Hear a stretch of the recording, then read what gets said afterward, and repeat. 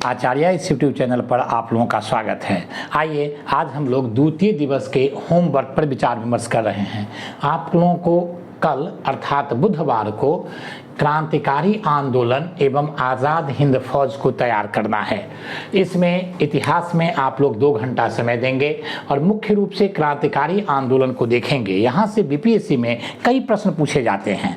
मुख्य रूप से आप देखना यह है कि क्रांतिकारी आंदोलन का उदय या आगमन कैसे हुआ भारत में। तो उदय के कारणों पर विचार करेंगे, तो उग्रवाद एवं उदारवाद की विफलता और उसके बाद जो राजनीतिक शून्यता की स्थिति उत्पन्न हुई, उन शून्यता के संदर्भ में आप चर्चा करेंगे।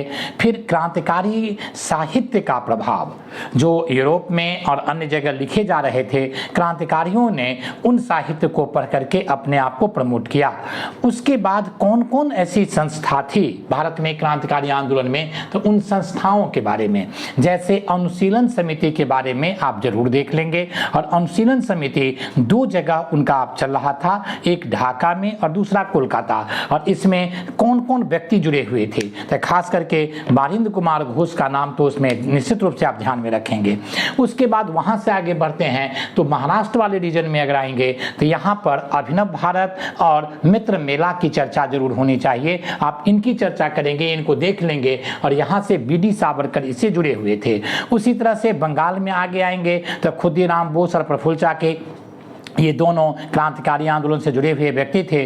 और खुदीराम बोस तो खास करके मुजफ्फरपुर में आकर के एक जज पर बम गिराया था और अप्रैल में 1908 में उन्होंने बम गिराया और 11 अगस्त को उन्हें यहीं पर फांसी दे दी गई। प्रफुल्ल चाकी के बारे में भी देख लेंगे। महाराष्ट्र से हम देखते हैं, महाराष्ट्र के बाद दिल्ली में हार्डिंग पर बम विस्फोट किया गया था जिसमें रास बिहारी घोष, बसंत कुमार, ये सब लोग थे। तो उसकी चर्चा यहाँ पर आप 1912-11 में करेंगे राजधानी परिवर्तन के संदर्भ में। और उसके बाद पश्चिम में अगर भारत से बाहर जाएंगे तो मदन लाल ढींगरा की चर्चा और खास करके श्यामजी कृष्ण वर्मा की चर्चा, जिन्होंने लंदन में एक इंडिया हाउस नामक संस्था की स्थापना की थे, जहां पर मदन लाल ढींगरा ने कर्जन वायली की हत्या कर दी और फिर बीडी सावरकर वहां पर सक्रिय हुए, उसको देख लेंगे। फिर गदर आंदोलन की चर्चा करेंगे कि गदर आंदोलन कहाँ विकसित हुआ था, अमेरिका में। और उसके बाद है लाला हरदयाल, भाई परमानंद, ये सब से जुड़े हुए थे। गदर आंदोलन के क्या उद्देश्य था, उससे कौन कौन नेता जुड़े हुए थे,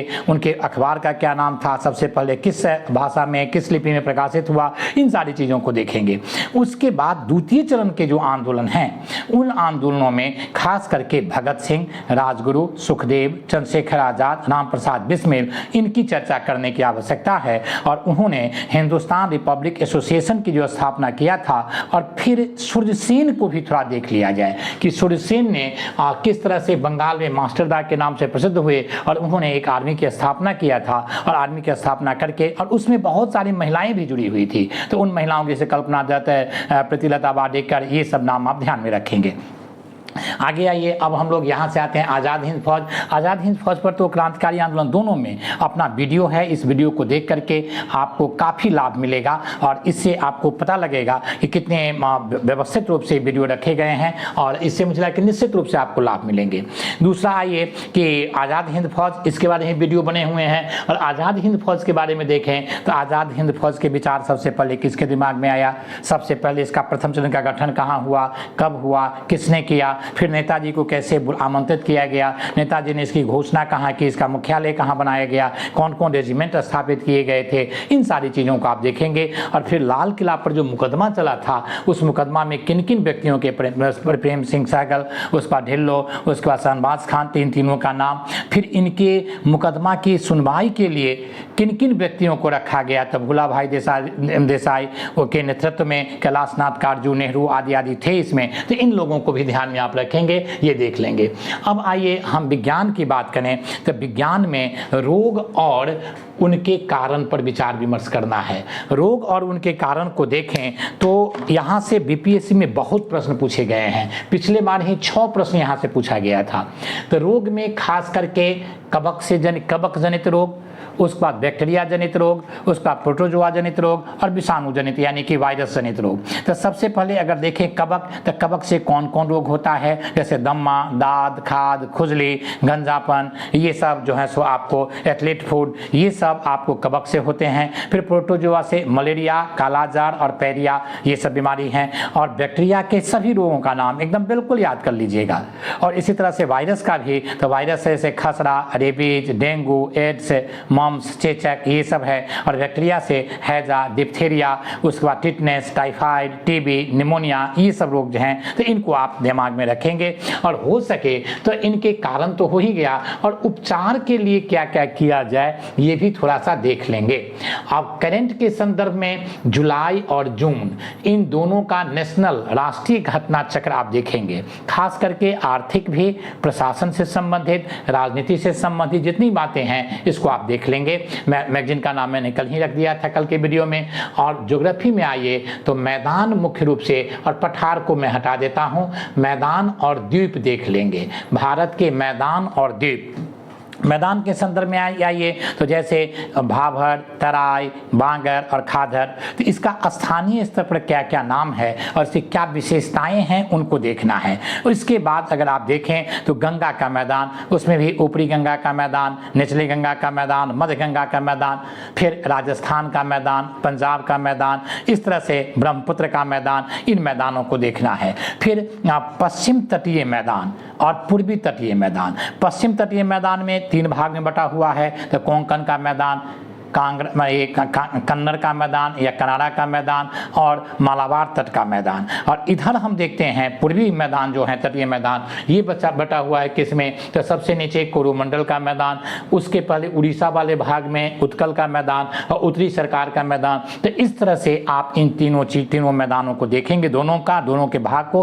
और उसमें मुख्य रूप से क्या है, जैसे कौन कौन झील हैं, कहाँ जो है सो कौन कौन नदियाँ गिरती हैं, या आप खास करके पश्चिमी मैदान आप देखें, ये मालाबार तटीय मैदान जो है यहाँ पर, इसमें कई केरल की नदियाँ यहाँ पर बहती हैं, तो इन चीज़ों को आप देख लेंगे।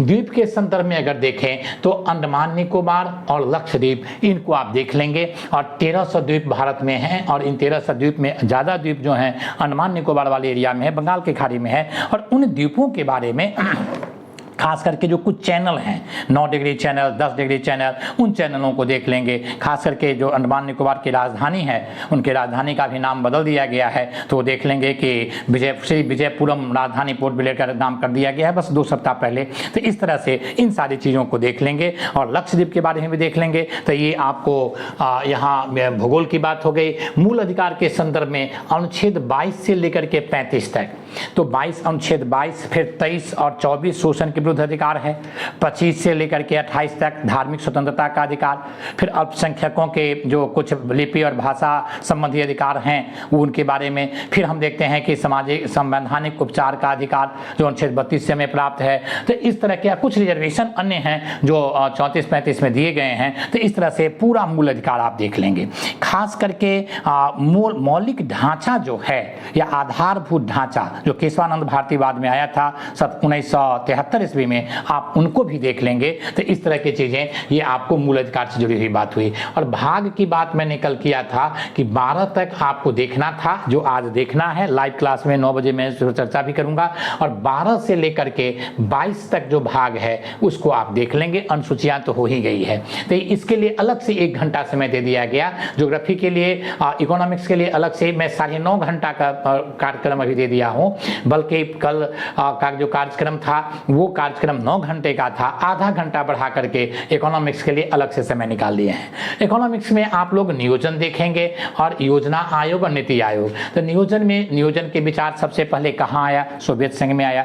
भारत में नियोजन के पक्ष में जो विचार देने वाले विद्वान थे उनके बारे में देख लेंगे। विश्वेश्वरैया से लेकर के और बम्बई प्लान जितना आया सभी ने इन संदर्भों में बातचीत की थी।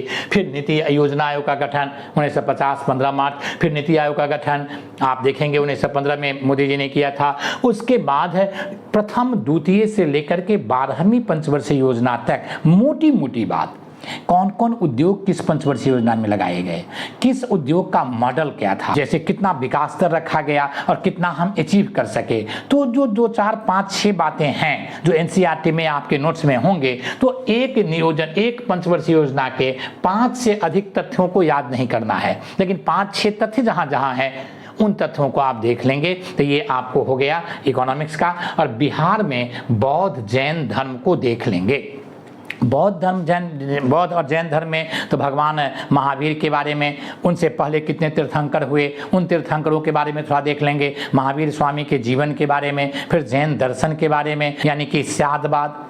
फिर हम देखते हैं कि स्यादवाद के बाद है और जो त्रिरत्न हैं जैन धर्म के, 5 महाप्रतिज्ञा, सत्य, अहिंसा, अपरिग्रह, ये ब्रह्मचर्य वगैरह सब है, ये सब देख लेंगे। और इसमें पुद्गल, ये धर्म अधर्म, ये सब जो हैं, ये जगत कितनी चीज़ों से मिलकर के बना है। जैन धर्म मनुष्यवादी धर्म था। ये भी जैन धर्म 2 भाग में बट गए। पहला हो गया आपको जो है सो श्वेतांबर और दिगंबर, क्यों बटे, और जैन परिषद कहाँ कहाँ हुआ, उसके अध्यक्ष कौन थे।